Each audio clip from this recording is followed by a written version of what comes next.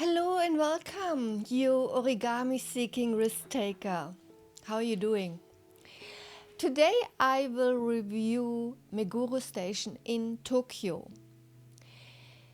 This is a video in the series along the Yamanote Line, and I review every station on the Yamanote Line. Tokyo's maze of public transport is difficult to navigate. And my advice is to use the Yamanote Line. The Yamanote Line is going clockwise and anti-clockwise through Tokyo. And major tourist attractions are along the line. And if you are only one day in Tokyo, this might be for you. Meguro Station has 9 attractions. One of them, the Meguro River, is actually only for cherry blossom, so mid to end of March. However, there are 2 attractions which I really love. One is the art museum and the other one is a shrine. Meguro is a very, very popular district in Tokyo to live in. I'm not so sure if this is an old description. Since I live in Japan, I hear it very often. But I do know that Ibisu, which is the next station on the Yamanote Line I will review, is equally popular or maybe even more. When I walked through the neighborhood of Meguro, I didn't walk through the whole neighborhood, just certain streets, as you can see on my Google map, which you can find down here in the description. I thought it was already a little bit dated, but really comfortable. It had the feel of a suburb instead of the big city of Tokyo, the further you go away from the station. So Meguro is a little bit hilly, so you go down to the river. Then the next stop is the Otori Shrine. The Otori Shrine is very famous for healing eyesight. So you go to the shrine if you have a problem with your eyesight. The story goes that the son of Emperor Keiko, his name is Takeru no Mikoto, visited this shrine with a companion who had an eye disease. And they prayed there and the eye disease was cured. So after that he could use his sword again. Yamato Takeru, he had many names, also originally Prince Ouzo oder Yamato Takeru no Mikoto, was a Japanese folk hero. So the story of his life and death are told in the Japanese chronicles in Kochiki and Nihon Shoki. He's also mentioned in the Kogo Shui. So it's said that Prince Takeru was a little bit rough with his elder brother, Prince Ouzu. So his father Keiko was a little bit worried about his temperament and he sent him away to Izumo province. So this is today the eastern part of Shimane prefecture.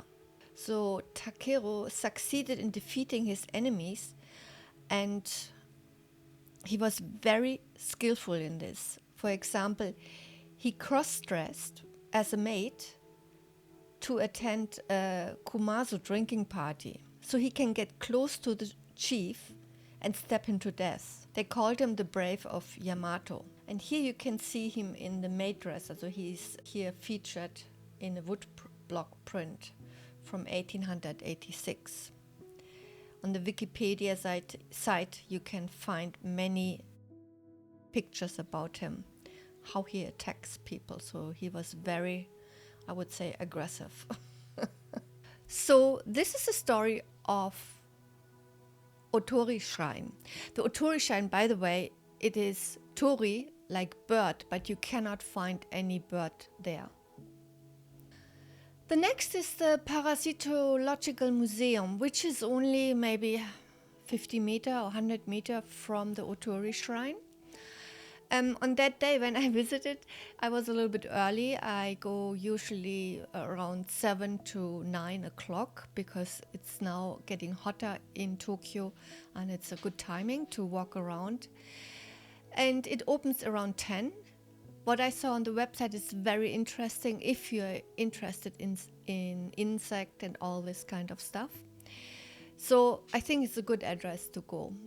After that, there is a short distance, maybe 5 minutes walk, to the Meguro Fudozon Ryozenji shrine. This is my absolute favorite shrine, I have to say. First of all, it's a very quiet neighborhood, a little bit older, yes, and absolutely beautiful. On that morning, there was almost nobody. Only a few people on their way to work prayed at the shrine. So I was almost alone there beside the gardener and maybe, I don't know, office worker who are managing the shrine. I'm not so sure who these people were. Yeah, and I highly recommend it. It's so cute. It's so beautiful. I put the website of the shrine in the description so you can take a look. According to the temple legend, Ryuzenji was built in 808 by Enin to enshrine a statue of Fudumyo while he was on a journey from Shimotsuke province to Mount Hiei. This is one of many temples in East Japan whose history are uncertain or unknown, which have the tradition that they were founded by Enin. It is unclear what veracity, if any, these legends have. The temple does date to the early Hainan period, as written records from the year 860 indicate that Emperor Seiwa authorized a change in the temple's mountain name to Taiisan. However, the temple disappeared from the historical record for many centuries, reappearing only in the early Edo period. In 1615, the main hall was destroyed by a fire. Well, you get the drift here. If you are interested in the shrines, I mean, here in Japan, I think at every corner there is a shrine. And I personally, to make the shrine more interesting, I always feel you should read about the history. And then you realize sometimes there is a shrine and a temple. So shrine is Shintoism, temple is Buddhism. And it is melting in each other. There is a whole story behind this. I believe it's the Japanese are very accepting to other religions or cultures, because here in Japan it's very often, if you ask people what kind of religion you have, they say they don't have religion, but then they go in the beginning of the year to the shrine. So this is always a little bit puzzling in Japan.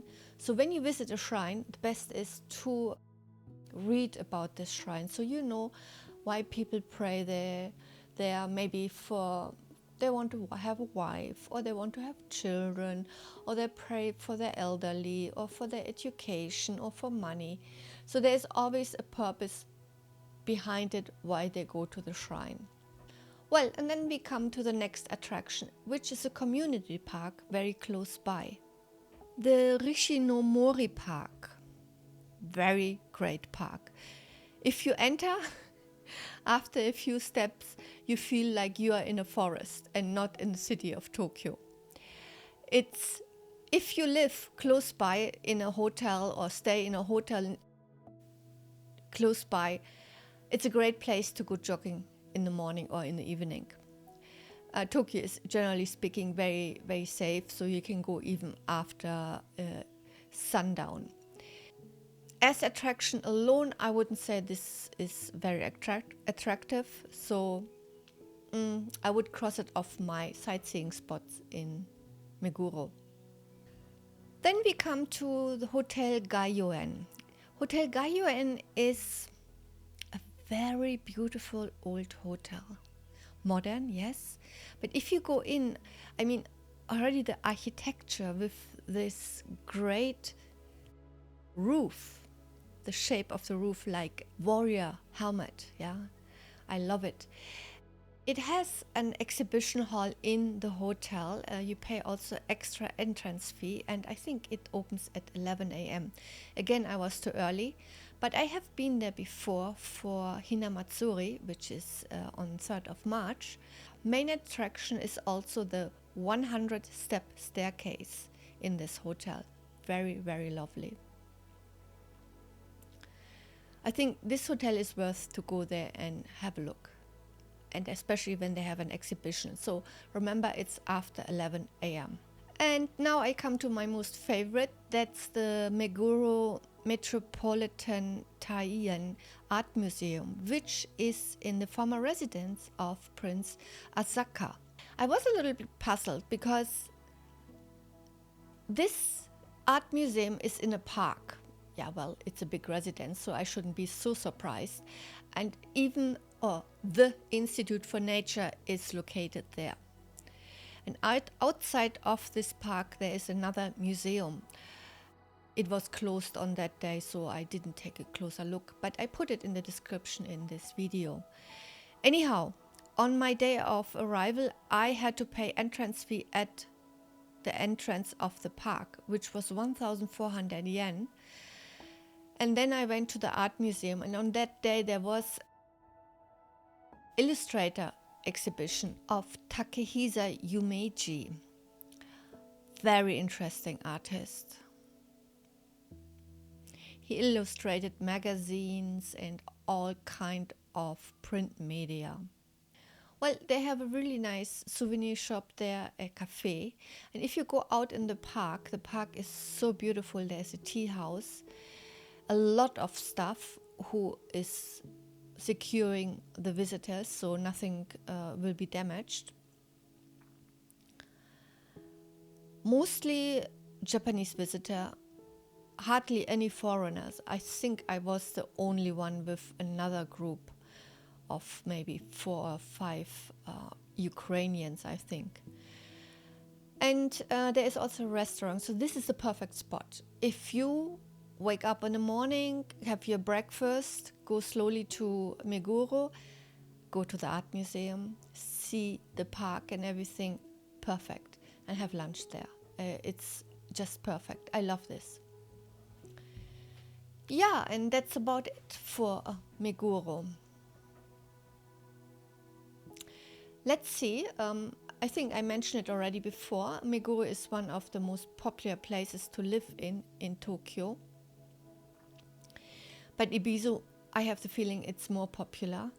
And Meguro feels already a little bit dated. But let's see next week. I can compare. I have been to Meguro and Ibizu often. But still I like Ibizu more. But I have never looked so closely at the houses and everything. Yeah. Okay. If you like this video, please subscribe to my channel.